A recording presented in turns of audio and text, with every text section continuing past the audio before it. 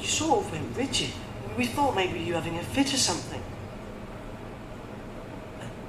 And did either of you two, pass out? No. I felt weird though. Like I'd never be cheerful again. But someone was screaming. A woman. No one was screaming, Harry.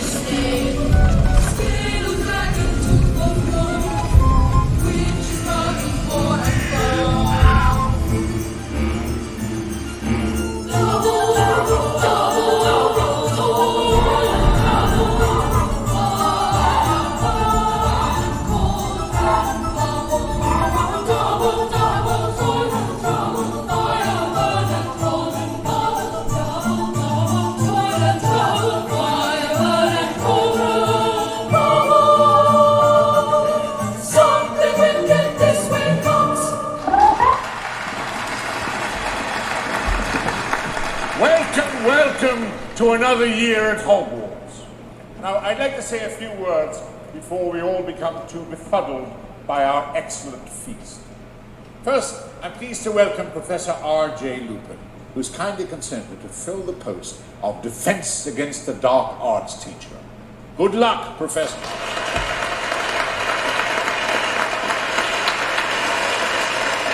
Of course, that's why you need to give me the chocolate, Harry. Potter! Is it true you fainted? I mean, you actually fainted. Shut off, Malfoy. How did he find out? Just forget it. Care and magical creatures teacher for many years has decided to retire in order to spend more time with his remaining limbs. Fortunately, I'm delighted to announce that his place will be taken by none other than our own Rubius Hagrid.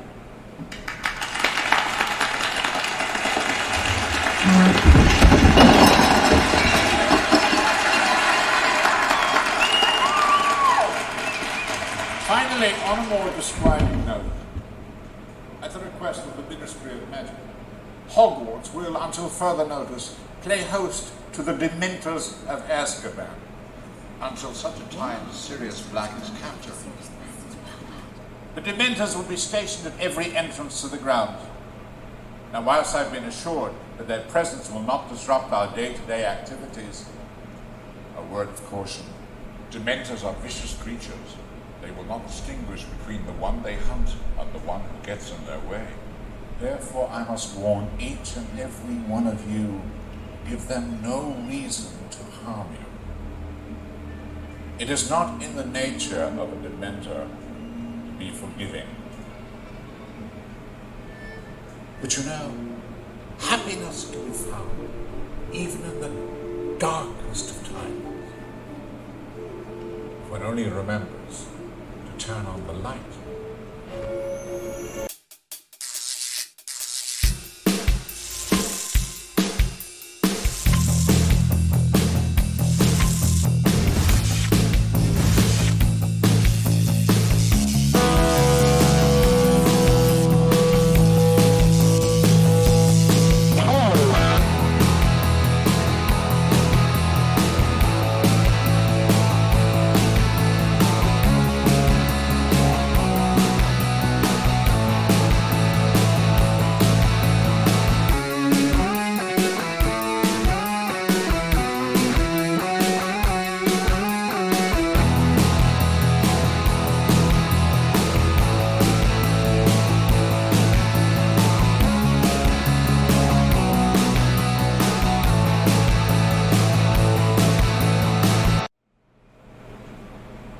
What's going on, ladies and gents in Cyberland? Coming back to you with another film review.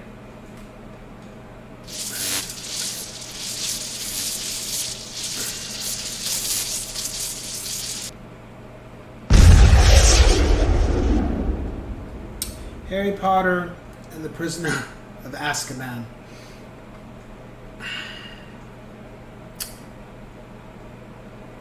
I remember when they finally said this was coming. I got really excited because now, at this point, I had read the first 4 books. So it was 2002. I was in college, and my mom, I don't know why, because I told her ever since I got the PS2 for a Christmas gift, I never wanted anything else after that. No other gift she could give me was gonna be that revolutionary besides a car, I think, after getting the PS2. And she just said, well, I'm getting everybody something, so what can I get? I said, okay, well, order me these books. She liked these books. So I'm like, yeah, there's a set right here. Let me show you the link. Order that. That's it.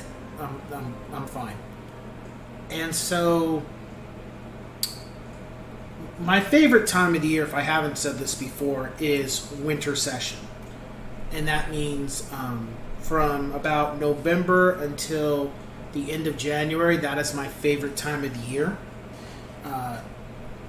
Reasons being is because Christmas tree, New Year's, my birthday, and it's cold.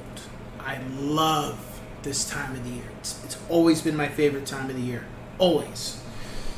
And memories with my grandparents when it was the holiday season. So, finished up finals.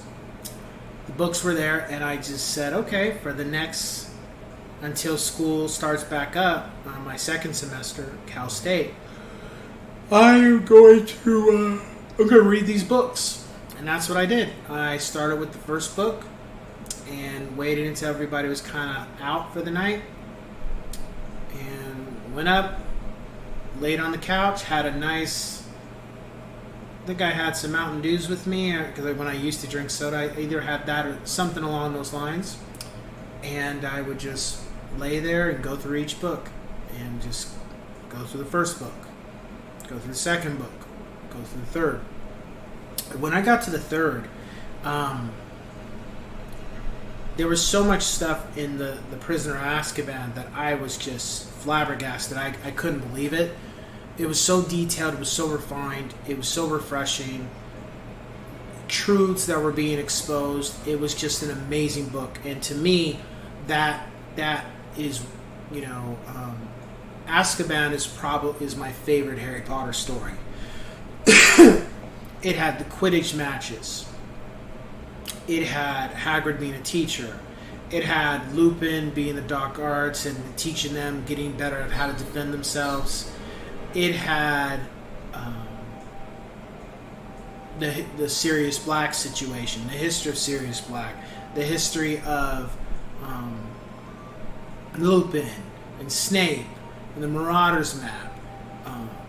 Harry and his mom. There was just so much information in the third book, and I don't want to spoil it, but there was just so much stuff that when the later books came out, it wasn't as surprising. It wasn't as, it wasn't as there wasn't as much of a big mystery. There was elements of the fourth and fifth book for sure, but after that, it was kind of like the sixth and seventh book, and I'll get to this later. But the sixth and seventh were pretty much in game. It's like they're a 2-part story, and it's all right. It's game over. The stakes are in. We already know what has to be done. Let's just get it done. Whereas the third book was like, the second book was darker. The third book was even darker. But the third book was starting to shift a little bit to where we're getting to the middle point of the whole arc, and it's gonna start getting really bad. And I felt like Prisoner of Azkaban was alluding to those things that are coming, and that it's gonna get real serious. Because the thing about the first 3 books is nobody got killed. You get what I'm saying? Outside of Quirrell, but he was already dead once Voldemort left him anyway. But nobody got killed in the third book.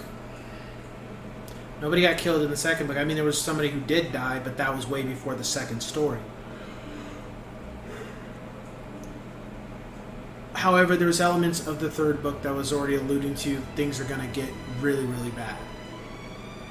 and that was very interesting reading it. And I think that's what makes it my favorite of the stories, is because it's like kind of like the calm before the storm. It's already letting you know what's coming, and just mentally prepare yourself for what's about to go down.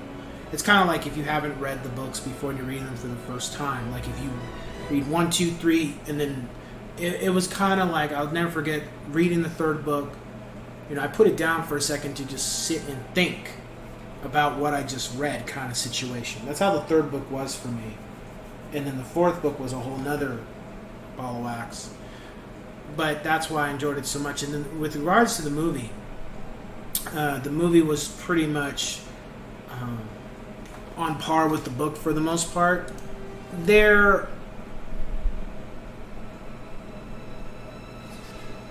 was only one issue with, I'd say, the third movie and all the other movies, except the last one.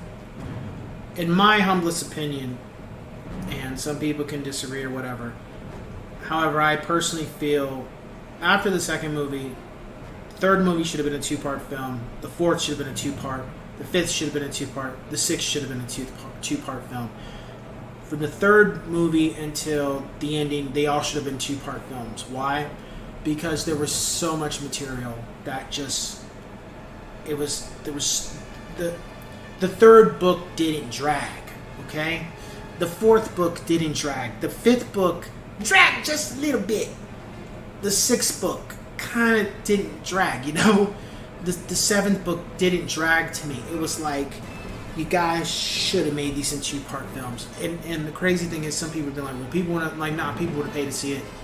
They would have saw them. They would have went in droves. They would have went every single time. Because when you really think about how long was it before each film was coming out, I really do think the public would have went and saw all the films. And then some, and then some. They would have made more money than what they made. But it didn't happen. It is what it is. I just felt that was the only drawback with the third, fourth, and fifth movies. And 6. My rating for the film is a 10 out of 10, yes, sirs. The one thing I did like about the third book too in the movie is that there was a change. The actor that played Albus Dumbledore passed away Richard Harris, I think.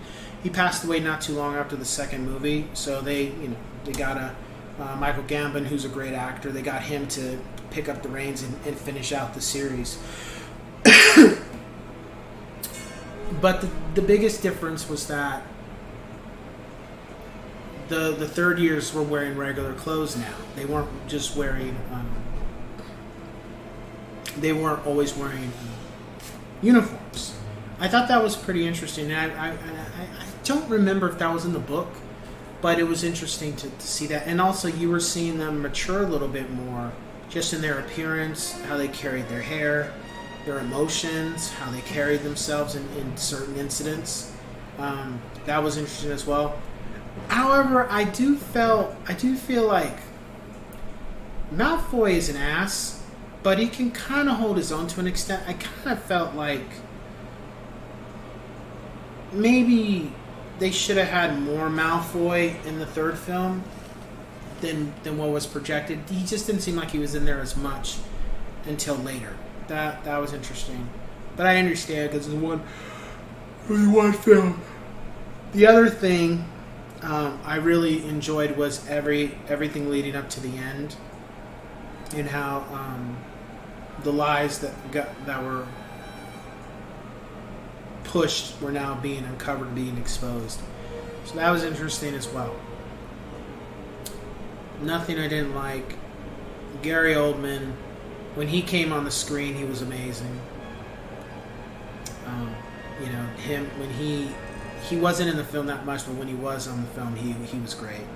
He was the highlight of the movie for me, definitely. But also the history of Sirius and Lupin and Harry and Peter and and Snape, like that whole thing was really like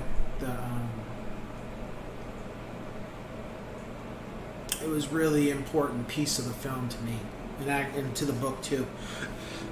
So we saw the first and second movie, of course. Watched the third. I think the third is the best one. all the movies. To me, I think the third film was the best one, and I think it's the best book as well. So, yeah. So with that being said, I will catch you guys on the next one. Take care.